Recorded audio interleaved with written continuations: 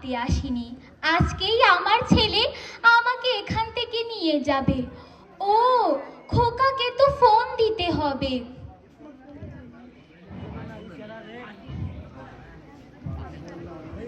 Hello খোকা, কই তুই বাবা? তুই বলেছিলি যে আজকে আমাকে নিতে আসবি, তুই বলেছিলি দুপুরে আসবি।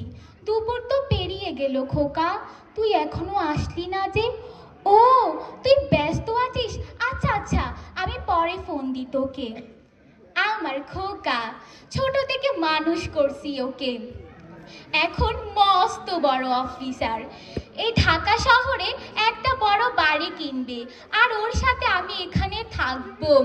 আজকেই এখানে আমার শেষ দিন। ছোট ছিল তখন থেকে খাওয়ায় পড়ায় অনেক কষ্ট করে মানুষ করছি।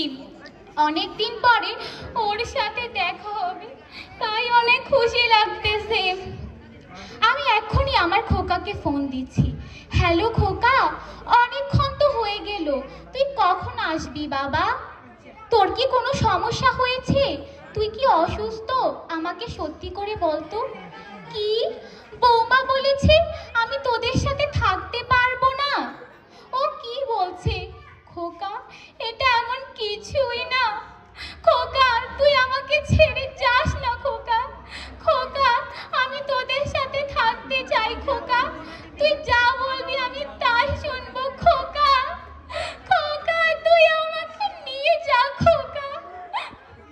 আমি আমার খোকাকে প্রতিষ্ঠিত করেছি ঠিকই, কিন্তু আমি আমার খোকাকে মনুষ্যত্বের শিক্ষা দিতে পারিনি। আমি আমার খোকাকে মানুষ হিসেবে গড়ে তুলতে পারিনি। আমি এই বাংলার সন্তানদের কাছে চাই, তারা যেন তাদের মা বাবাকে পরিত্যাগ করে ব্যর্থ না করুক। আমি একজন ব্যর্থ মা। এই বাংলার সন্তানদের কাছে আমার একটাই অনুরোধ, তারা যেন এই বৃদ্ধ বয়সে তাদের মা বাবাকে পরিত্যাগ না করুক। ধন্যবাদ।